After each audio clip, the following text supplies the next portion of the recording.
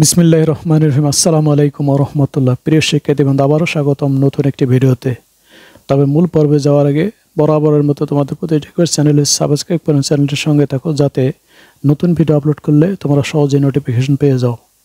প্রিয় শিক্ষার্থীবৃন্দ, আজকে আমরা শিখব রেখা, যাকে ইংরেজিতে বলা হয় লাইন, রেখাংশ, যাকে ইংরেজিতে বলা হয় the part of a line, রশ্মি, যাকে ইংরেজিতে বলা হয় রে। প্রথমে আমরা জানব রেখা কাকে বলে। যার অসীম দৈর্ঘ্য আছে কিন্তু প্রস্থ ও বেধ নেই বা উচ্চতা নেই, তাকে রেখা বলে। এক্ষেত্রে অসীম দৈর্ঘ্য বলতে বোঝায় রেখার দৈর্ঘ্য দুই দিক দিয়ে অসীম পর্যন্ত ক্রমবর্ধমান।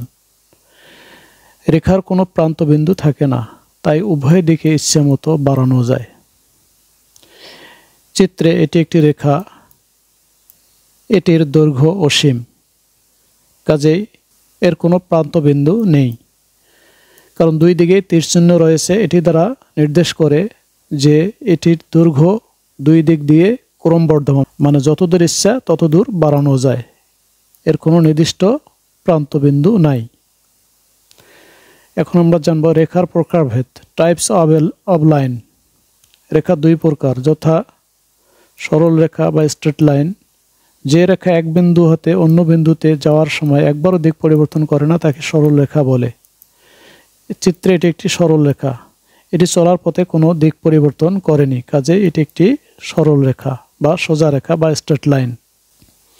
এখন আমরা জানব বক্ররেখা, যাকে ইংরেজিতে বলা হয় কার্ভড লাইন। যে রেখা এক বিন্দু হতে অন্য বিন্দুতে যাওয়ার সময় দিক পরিবর্তন করে তাকে বক্ররেখা বলে। চিত্রে এটি একটি বক্ররেখা, এটি চলার পথে দিক পরিবর্তন করেছে, তাই এটি একটি বক্ররেখা বা বাঁকা রেখা, ইংরেজিতে যাকে বলা হয় কার্ভড লাইন। এবারে আমরা জানব রেখাংশ, the part of a line. রেখাংশ হলো রেখার অংশ বিশেষ, অতএব কোনো রেখার সীমাবদ্ধ অংশকে রেখাংশ বলে। রেখাংশের দুইটি প্রান্তবিন্দু থাকে। চিত্রে এটি একটি রেখাংশ, এটি একটি রেখার অংশ, কাজে এখানে দুইটি প্রান্তবিন্দু রয়েছে। এটি একটি প্রান্তবিন্দু, এটি একটি প্রান্তবিন্দু, কাজেই এটি রেখাংশ। যার দুই দিকে তীরচিহ্ন থাকে না, অর্থাৎ দুইটি প্রান্তবিন্দু থাকে, সেটি হলো রেখাংশ। এখন আমরা জানব রশ্মি, যার এক প্রান্ত স্থির।